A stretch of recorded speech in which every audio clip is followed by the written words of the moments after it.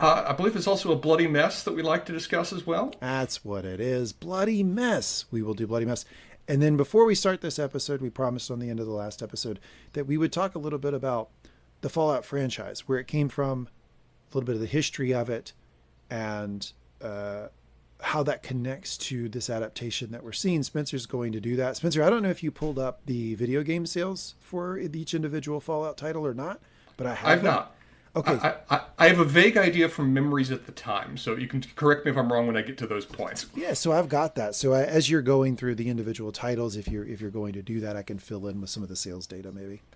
Well, foundational question. Had you ever heard of Fallout before we recommended this television show came on your radar?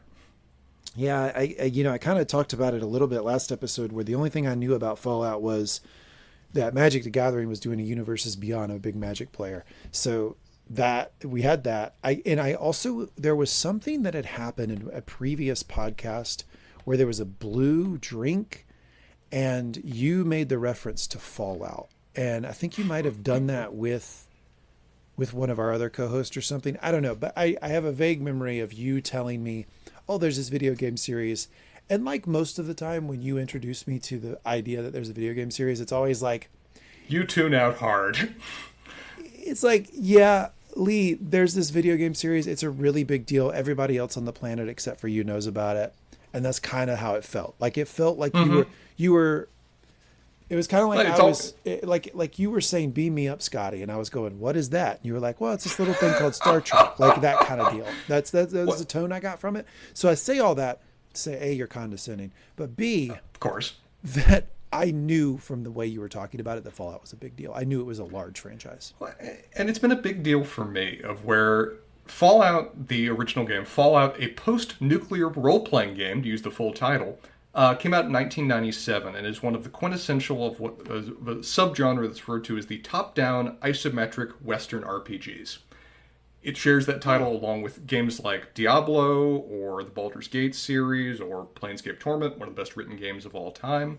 And it's really one of the quintessential examples of it, of where it is an interesting history of where the game was the first game was made by a development studio called Interplay, which made some of the best video games of all time during the course of its existence, which I think it still exists, though it's been bankrupt for about 20 years now. They originally had basically no hope or thought or investment in it and assigned one of their developers, Tim Kaine, to just kind of make it. Often basically by himself, starting in the mid-90s, around 1994. He, in a very chaotic kind of workplace, just every now and then would recruit people during their spare time to help him. And slowly but surely they started making a product that drew enough interest from Interplay that they eventually assigned about 30 different employees to it and spent millions of dollars trying to make it work. Helped by the fact that he was basically creating, in what is in his mind, a spiritual successor to one of his favorite games, The Wasteland, a game that came out way back in 1988, which I've also played way back in the MS-DOS kind of era. The game that eventually resulted was very much a spiritual successor to Wasteland, while also drawing heavy influences from other video games developers liked, your XCOMs, your Star Controls, and visual cues, clearly, as you've already probably noticed from the movie series Mad Max, Yes. as well as the visual style of what is referred to often as the atomic age of science fiction. The very much, as you talked about, the retro-futuristic 1950s kind of hallmarks of the Fallout universe. That is drawing heavily from a lot of both books and movies that came out in the 50s. One of the quintessential examples to me being Forbidden Planet, which, if our listeners haven't seen Forbidden Planet, it's old. It's very 1950s. But it's also one of the most influential films of science fiction ever made. Every director or writer that has operated in science fiction since it came out has always cited it as being a direct inspiration for their own work. So, if you're interested in old classic movies, one I strongly recommend. And one clearly that the makers of Fallout enjoyed. Fallout eventually came out in 1997 and is rightfully regarded as a classic, as one of the best games of its year, arguably one of the best and most influential games of all time. I don't think it sold as great as people like to think it did, though. I'm curious what the actual numbers were. So the 1997 title sold, to date, about 600,000 copies. Which Numbers for the time, that's solid. It made money. It encouraged Interplay through what it now creates a dedicated subsidiary of Black Isle Studios to make a second Fallout, Fallout 2, a post-nuclear role-playing game, only 1 year later. The things that are really great about Fallout, along with being a very wonderful representative of its genre, is its storytelling. The actual gameplay itself was fine at the time and has aged terribly now, sadly, even worse in my mind than some of its other games that came out of the same era, like Baldur's Gate and Planescape Torment. But the storytelling is nuanced. It allows the actual player to get invested in the story and make their own differences in it. The characters are well written. The final boss, the Master, still sticks in my mind in terms of the conversations with him. And one of the first games that you really actually could basically convince could convince the final boss to kill himself, which you only really could do if you'd accumulated knowledge and accumulated skills over the course of the entire game to do that. It's a very memorable story that still sticks with me. I very much enjoyed it. About 3 years or so after it came out, because I was about 14 or 15 when I first played it, but it was a wonderful game. The second game came out a year later, I also played, and it was basically just more of the same, but done better. Storytelling starts to get a little bit too tongue-in-cheek for me, which I didn't like as much about that, but the Wasteland, the gameplay in terms of playing with it were decidedly improved. The characters are vastly expanded upon, and again, what role you play in this post-nuclear role-playing game is all the more clear. It makes for another, again, very good game. I have a thought in my mind that Fallout 2 sold a little better than Fallout 1, but does that bear out in the numbers? Much less. 123,000. And that makes sense then, because as much as the games are very well regarded, created very much a dedicated fan base that I think only grew over time, they didn't make as much money as a lot of their competitors, particularly like your Diablos or your Baldur's Gates at the time. And Interplay Studios, despite making some of my favorite games of all time, from what I've read about them and know about them, was not a very well-run company.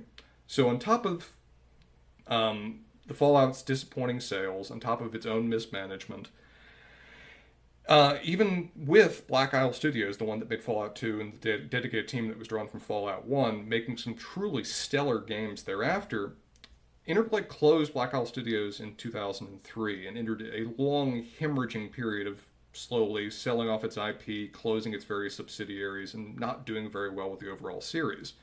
They tried to come out with a few spin-off Fallout games during this period, which are lackluster at best, really truly not even worth playing. If you're willing to go through some jank, Fallout 1 and Fallout 2 are still interesting to explore from a historical perspective.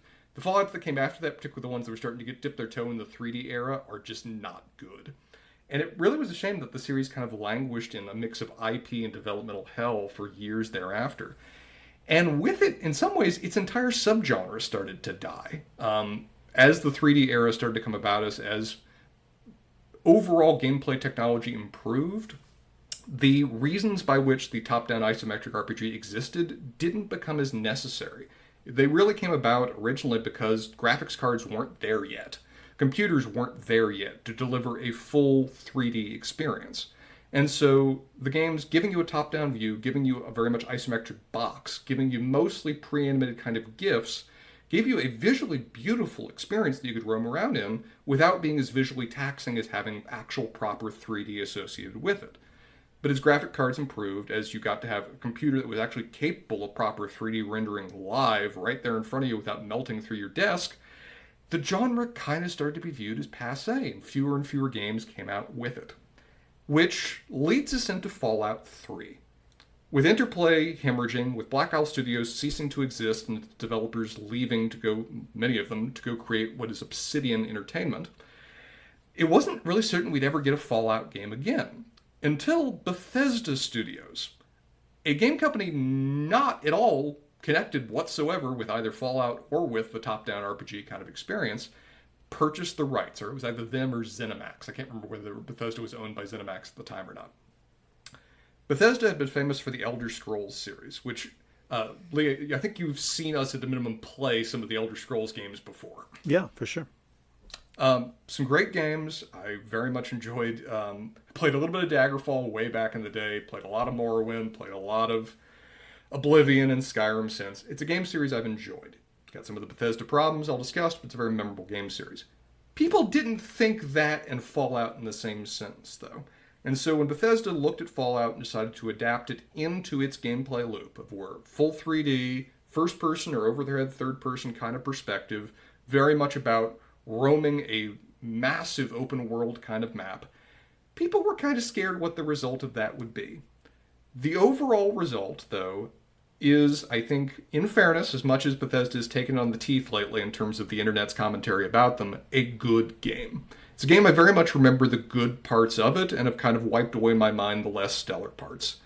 The good parts are that roaming around the wasteland with the ink spots playing wonderful music in your ear, with dog meat at your side, using the VAT system to blow people's heads off at 1,000 yards, firing off mini nukes to create giant mushroom clouds in the distance, finding little Pip-Boys, collecting bottle caps, finding all of the Nuka-Cola Quantums. It's just fun. It was fun. It was letting you tell your own story in the wasteland setting. And in recognition of that, Bethesda wisely moved the game, where the previous two had been set very firmly on the West Coast in California, over to the East Coast in DC, so they could do their own thing with it. Makes for a very memorable gameplay experience, and sadly a kind of lackluster story. As much as the original games are stellar for their writing, Bethesda's not as famous in that regard, and Fallout 3 is no exception. I remember almost nothing about the main story of that game, or almost any of the side quests. I do remember that the ending of the game was so bad, got such a negative reaction, that Bethesda basically patched it in its first expansion pack to write away the just "but thou must" kind of conclusion of the game that they'd previously written. So I'm coming across as if I have very mixed feelings about the game. I really don't, because I very much appreciated it for what it was. That was a time period where I very much enjoyed the Bethesda loop, and I enjoyed what they did with the Fallout universe. It felt Fallout-y, even if the story did not at all compare to the first two games. And that kind of set the tone for what I was going to expect out of Fallout going forward. Until Bethesda pulled an utter fast one on me and came out with Fallout New Vegas, of where they instead decided, hey, the guys that originally basically worked on Fallout now made their own studio, Obsidian. Why don't we get them to make another Fallout game set, closer to the West Coast and see what the result is? And the result was as close as we're ever going to get to the best of both worlds, of where it has approaching, if not sometimes equaling, the Fallout 1 and 2 level writing, of where it's an incredible, interesting story with very well told characters, with a lot of ability to actually interact and affect the universe. I mean, one of the things that was most memorable about the original Fallout 1 and 2 is that if you played like a 1-point intelligent character, the dialogue changed completely as a result of that fact, of where you could basically only communicate in grunts and one-word sentences and simply couldn't even understand what people were telling you, but you got to play the game that way. Fallout New Vegas brought that kind of thing back, of where you actually felt like it was your character interacting with the universe, interacting with other characters, roaming around the wasteland, not just enjoying the gameplay loop, but also affecting the universe that you were in and the characters you're with and the overall direction of the plot and the story and the factions that are at play. It is a quintessential Obsidian game in that the writing is stellar. I mean, Chris Avellon's is involved. It means that you're going to be intensely analyzing your own universe and its flaws and its quirks and everything else as part of your own storytelling. And also, particularly when it originally came out, more bugs than the goddamn Amazon jungle, of where it was practically non-playable in parts. There were incomplete stories.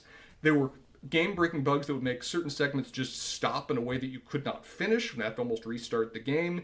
It was bad. A lot of Obsidian games are that way. Fallout New Vegas was no exception. As in many cases, the fan base has rallied to fix it, to patch it, more than Obsidian has, and to make Fallout now, as much as it is showing its age from it coming out in 2010, a truly great and very novel game, in a way that I really didn't expect coming out of what was now a Bethesda-owned product. It put me in a good mindset for the series, which left me a little bit disappointed when 5 years later, Bethesda took the series back under its own mantle and hasn't left it since. By that point, I had played Skyrim, and I'd kind of gotten... The Bethesda gameplay had gotten old to me. I wasn't as invested in it, I wasn't as interested in it, and so Fallout 4 now set in the former Commonwealth of Massachusetts, didn't inspire me as much. I wasn't as interested in getting into it. Now, I've had several friends play it, our mutual friend Levi being one of them, and they've mostly given positive reviews that so long as you understand what you're getting into, it delivers quite a bit of fun with all of the positives and negatives that you come to expect out of what is an increasingly standard Bethesda kind of experience. Still didn't really have much of a desire to pick it up.